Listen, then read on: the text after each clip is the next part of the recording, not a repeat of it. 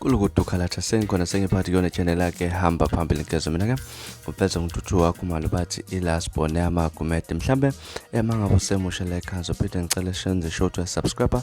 ungakhohlwa ukucomment nokuleka kanjalo futhi ke nokushare okukhona okukhulu kunakho konke bafethu sisithusa abantu abaningi video esifazane oyiphoyisa lapha nesisabalele enkundleni zokuxhumana lapha kubonakala lo wesifazane zama ukufundisa ingane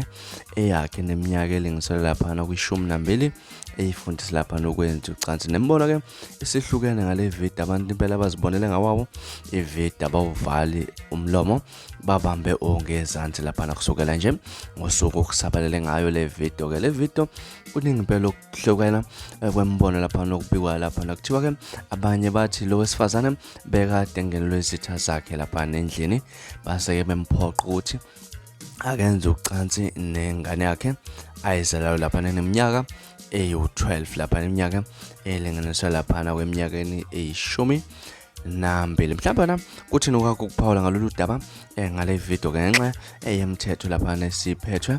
uYouTube lapha akuvumelekile nathi ukuthi sifake video efana nale video kodwa ke soyenza indlela mhlawumbe ukuthi ungakazi uyibone le video ozibonele wena mhlawumbe ukuthi kuthini kwakho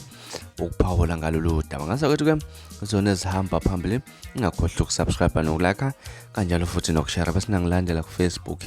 @radionkezo nesiphathe kahle nibe nosolo mnandi nithanda khona.